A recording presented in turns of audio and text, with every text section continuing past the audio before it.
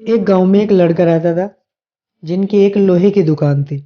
लड़का सुबह स्कूल जाता और स्कूल से आकर अपनी दुकान पर अपने पिताजी का काम में हाथ बटाता।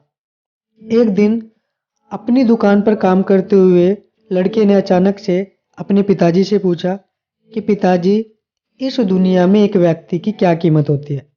उसके पिताजी उससे ऐसी बात सुनकर हैरान हो गए और फिर बोले कि बेटा, एक व्यक्ति की कीमत आंकना बहुत मुश्किल है, क्योंकि व्यक्ति तो बहुत अनमोल होते हैं।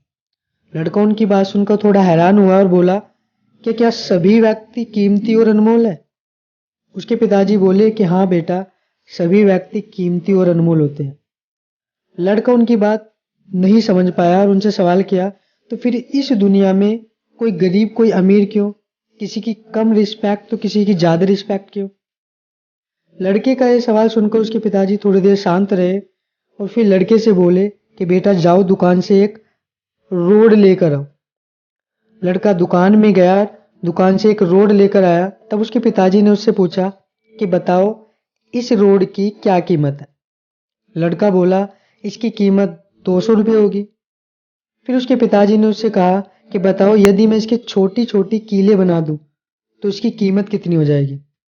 तब लड़का थोड़ी देर सोचकर बोला कि तब इसकी कीमत 500 रुपये हो जाएगी। तब उसके पिताजी ने उससे फिर कहा कि यदि मैं इस लोहे की छड़ के छोटी छोटे स्प्रिंग बना दूं तो तब इसकी कीमत कितनी हो जाएगी। लड़का थोड़ी देर सोचता रहा और सोचने के बाद एकदम उत्साह से बोला कि तब तो इसकी कीमत बहुत ज्यादा हो जाएगी। फिर उसके पिताजी ने उसे समझाते हुए कहा कि ठीक इसी तरीके से व्यक्ति होते हैं। व्यक्ति की कीमत इसमें नहीं है कि अभी वो क्या है, बल्कि उसमें है कि वो अपने आप को क्या बना सकता है। और ऐसा ही हमारे जीवन के लिए है। हमारी अभी क्या कीमत है वो मायने नहीं रखती।